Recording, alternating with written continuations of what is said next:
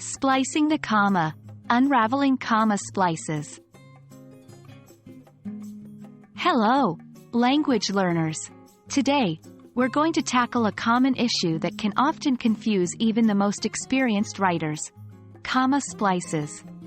This topic is part of our wider series on adjective and adverb clauses.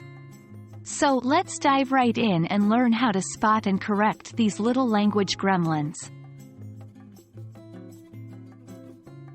Let's start with understanding what a comma splice is.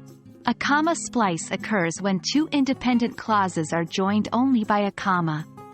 This is a grammar mistake because a single comma isn't strong enough to hold together two separate ideas. Here's an example. I love studying English. It's a fascinating language. In this sentence, I love studying English and it's a fascinating language are both independent clauses, meaning they could each stand alone as a complete sentence.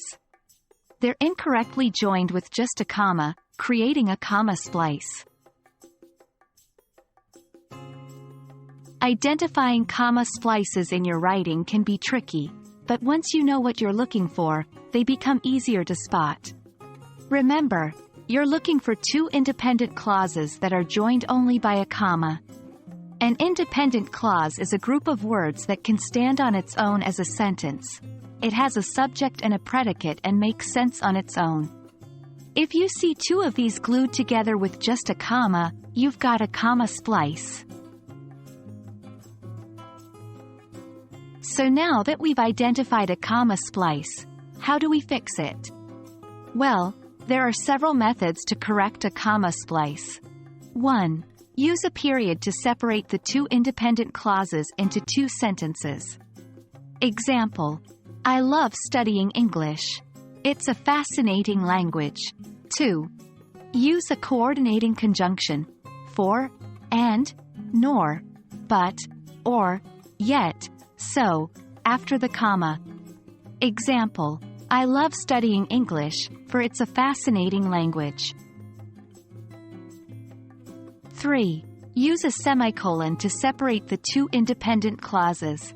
Example: I love studying English. It's a fascinating language. 4. Use a subordinating conjunction to make one of the clauses dependent. Example: because I love studying English, it's a fascinating language. The method you choose depends on the relationship between the two ideas and how you want your sentence to read. There you have it, folks. A quick guide on spotting and fixing comma splices in your writing.